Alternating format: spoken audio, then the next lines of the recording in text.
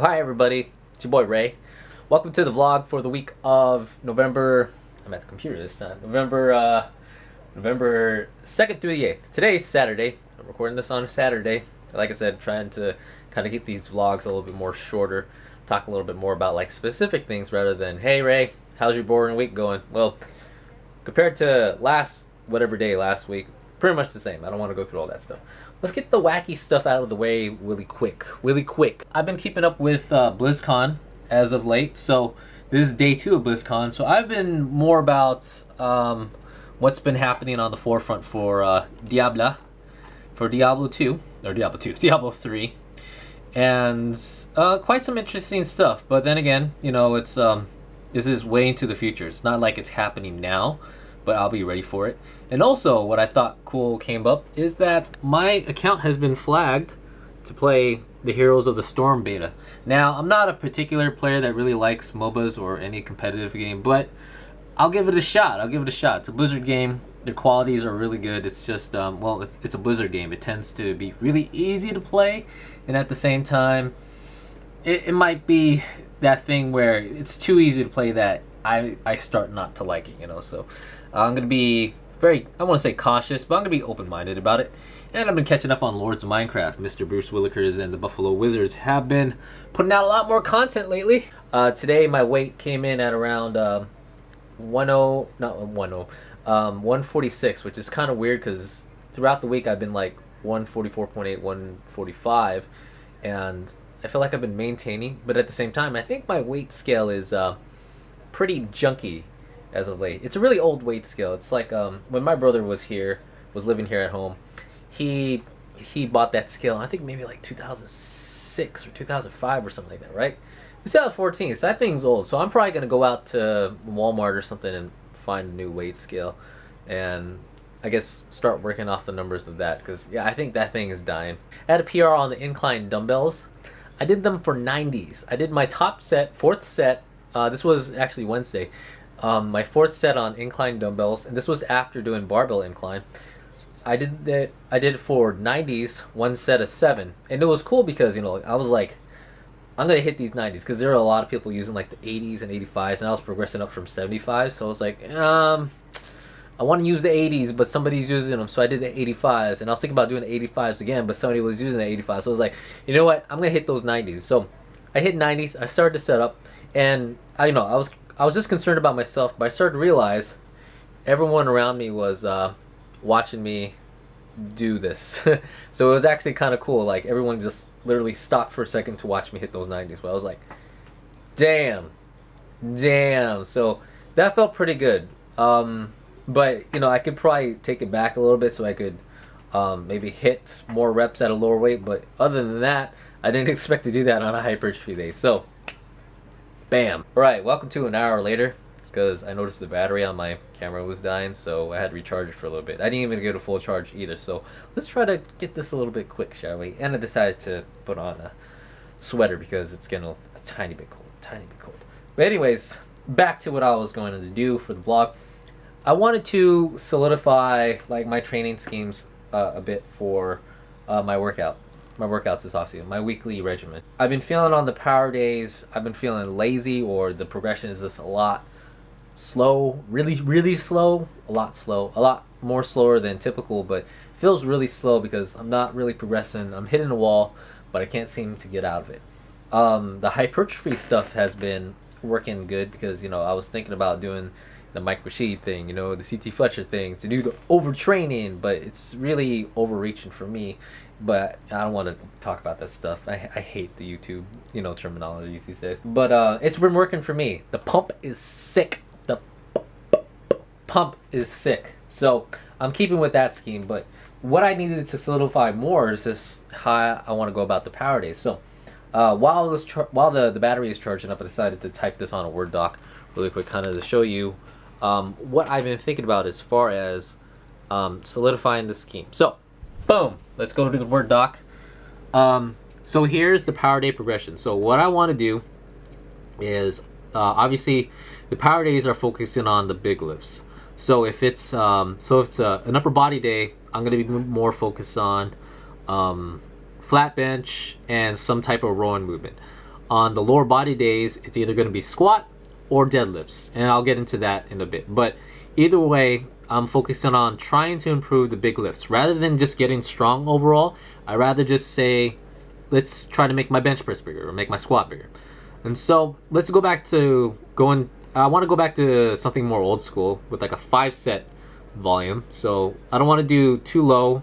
I don't want to do hypertrophy range sets. This is a typical, like 5-5. So like 5 sets, 3 to 5 rep range. So like a typical 5-5. But I give myself a rep range here because I want to give myself some sort of periodization type training. So this is rough.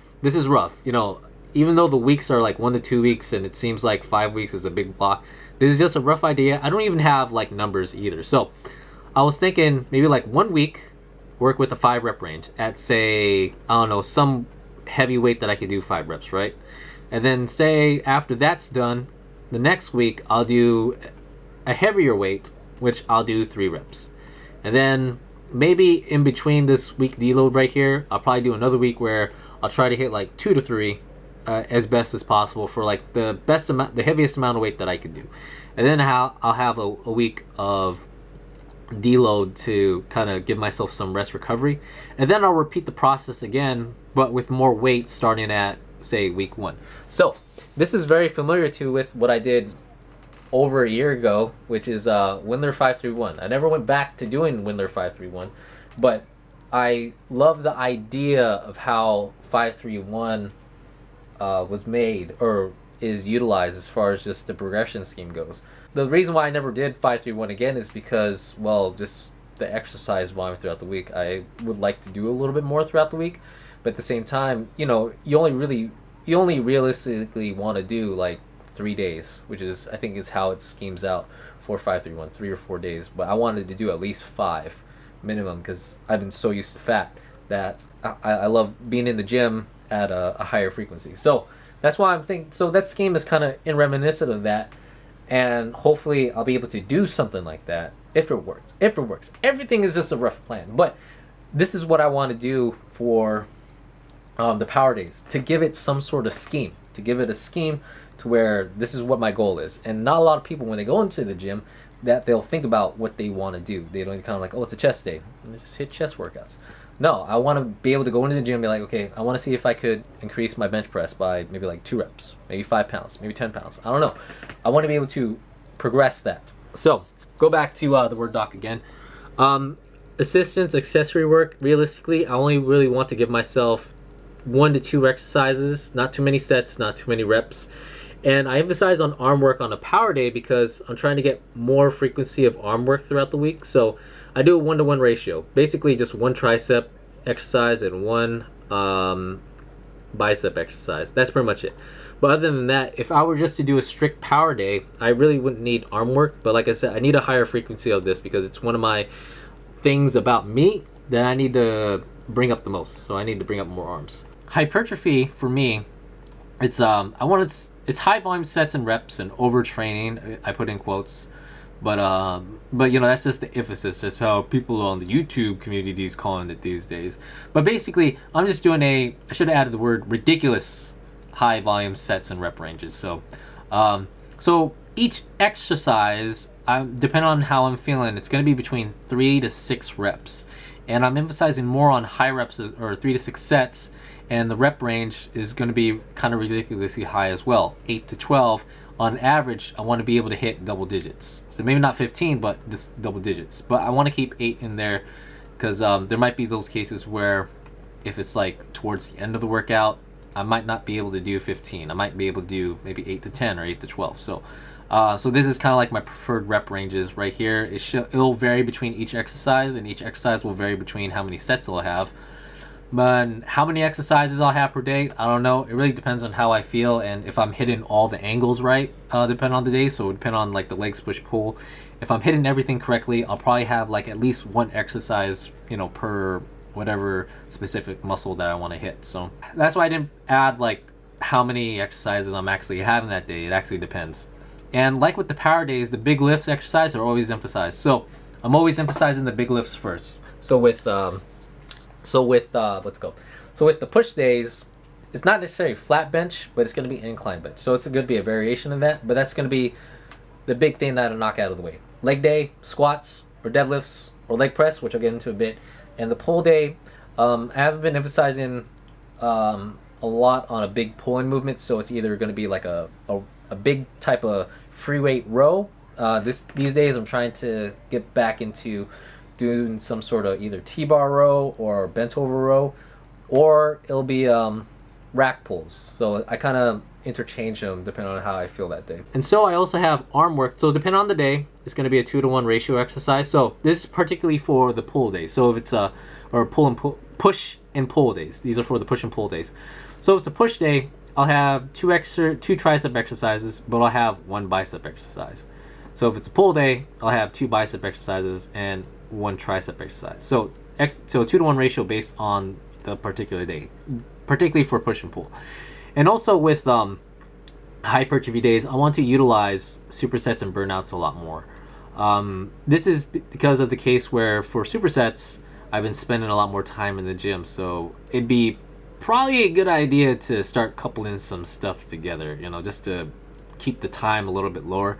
Because I've been working out at least maybe close to 2 hours now, instead of like my usual like hour 30, and that's just me. People will probably say, oh dude, you are overtraining because you're spending too much at the gym. No, I'm trying to get everything that I need to get done at the gym. It just takes me a little bit more longer, especially on the power days where you have to rest between sets.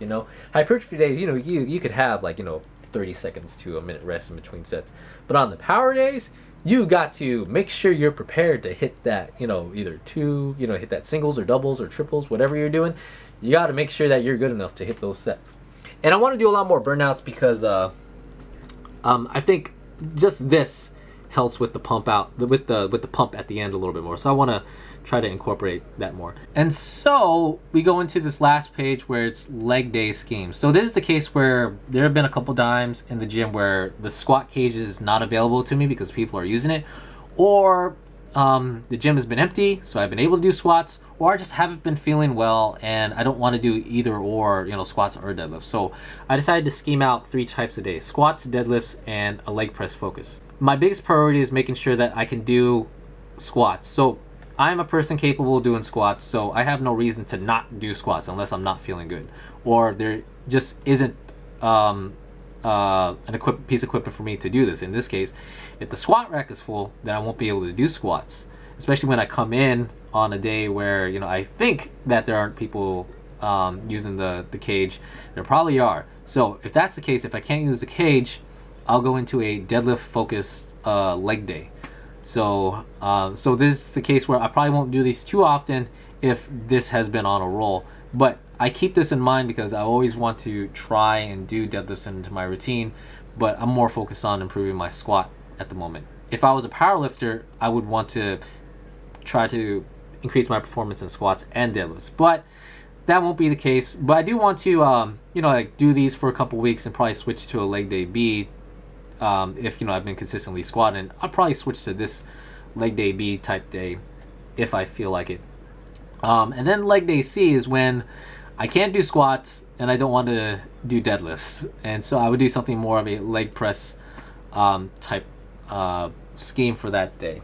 Even though I'm not a big fan of leg press, I do feel there's an aspect out of it that I can improve a lot more, especially with like range of motion, getting depthness. I feel like if I work on depthness, on the depth with leg press, kind of helps squats out as well. And it kind of keeps it in check as well, because I can get squats pretty good depth, and then when I move on to leg press as a an assistance workout, I feel pretty good on leg press. But if I start out on leg press, it doesn't really feel too good. So that way I could actually, if I do start out with leg press, I could focus on doing leg press, and I could, get the correct stretch, get the correct flexes and stuff like that. So yeah, so that's been kind of like an insight of how I want to kind of change up my scheme, or not change up my schemes, but to solidify the off-season training a little bit more, rather than to just go into the gym and just wing it. I really believe that every time you go into the gym, whether it's like 1 time out of the week, 2 times, 7 times, every day, you should have some sort of game plan, game goal that you want to achieve for that day. You know, whether it's trying to get an extra minute on, trying to add on an extra minute on your mile or something like, or not extra minute on your mile, but extra minute on the cardio machine, or to try to shave off like a couple seconds off running a mile or something, Or in this case for me, it's always going to be trying to up the weight by a couple pounds or trying to hit an exercise for an extra couple reps. So always have a plan when you get into the gym. Now the video's kind of long-winded now, but yeah, it's not going to be that short anymore. But anyways, that's the vlog for this week. Check me out for next week. Hopefully I'll have something more to talk about. But until then, see ya. Bye-bye. And I gotta say, I'm pretty hungry right now. I don't know how I want to say that.